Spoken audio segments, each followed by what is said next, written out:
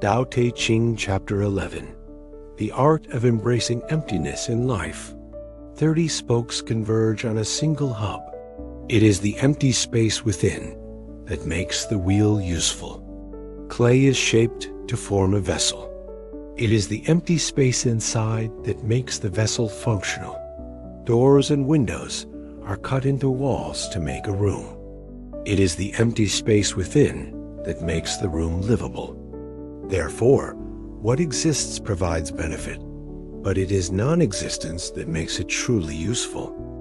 This chapter presents 3 profound metaphors that illustrate the symbiotic relationship between being and non-being. A wheel functions because of the gaps between its spokes.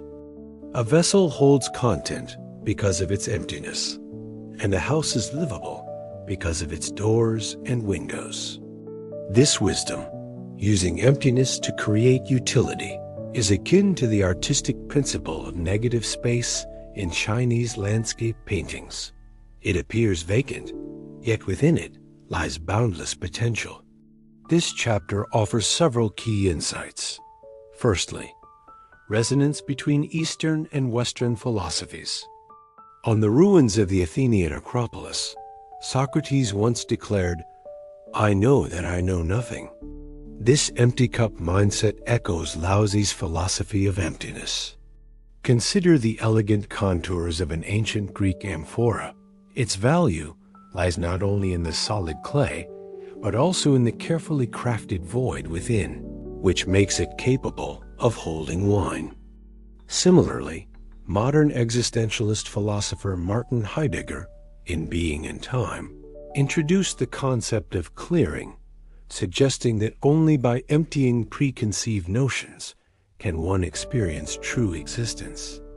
This is reminiscent of Ma, the Japanese concept of negative space, which is deliberately preserved in tea rooms to allow hosts and guests to connect more deeply. Secondly, the philosophy of balance between fullness and emptiness in life. Modern life is often plagued by the obsession with overfilling. Calendars packed with meetings, yet life feels devoid of meaning. Social circles expanding, yet loneliness deepens. Information overflow, yet clarity remains elusive. Rainer Maria Rilke, in Letters to a Young Poet, advised, "You must grow like a tree, accumulating strength in silence." This aligns with Zhuangzi's wisdom of an empty room bringing forth clarity. Virginia Woolf, in A Room of One's Own, emphasized the necessity of personal space, not just physically, but mentally as well. This is akin to the leaking windows design in Chinese gardens, where strategically placed openings allow a small space to expand into infinite scenery. This also brings to mind education. Only by embracing the usefulness of the useless can we unlock true potential. As artificial intelligence rapidly reshapes our world, replacing jobs at an unprecedented pace, our uniquely human strength lies in asking the right questions. Good ideas often emerge during moments of stillness when the mind is left to wander. Increasingly, parents recognize the importance of giving children unstructured time to observe ants carrying food, clouds drifting, leaves changing color, and flowers blooming and withering. What appears to be empty time is, in fact, deeply nourishing for a child's growth. Third, 3 dimensions of practical wisdom. 1. Time management. Leonardo da Vinci's work journals reveal that for every 2 hours of work, he took a half-hour break to contemplate. Modern neuroscience confirms that the brain is most creative when engaged in default mode network activity or a state of rest. Thus, setting aside daily idle periods is essential for innovation. 2. Human relationships.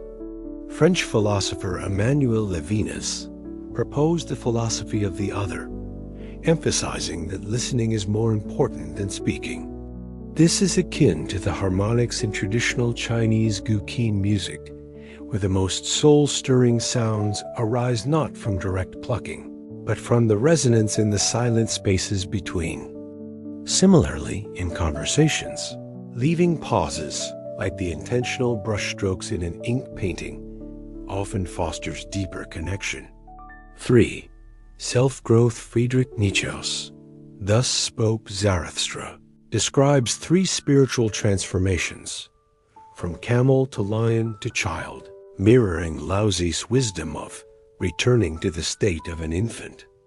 The increasingly popular decluttering philosophy advocates regularly clearing out both physical possessions and mental burdens to make room for what truly matters.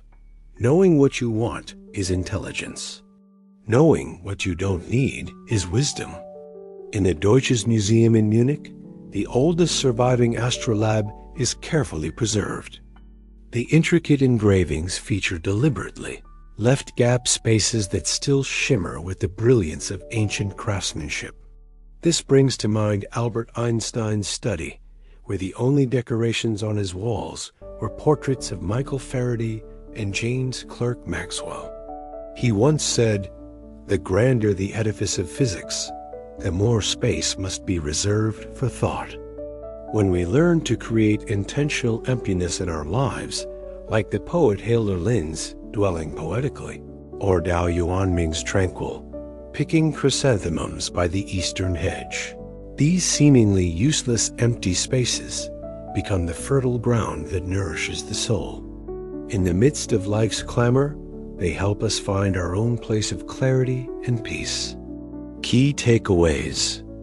Don't just focus on what is, but also learn to utilize what is not. True value often lies in empty spaces. Let go of excessive control. Follow the natural flow to create true meaning. The art of life is not about filling every gap, but about knowing when to leave space. Let's continue exploring the deep insights of the Tao together. If this wisdom resonates with you, subscribe to my channel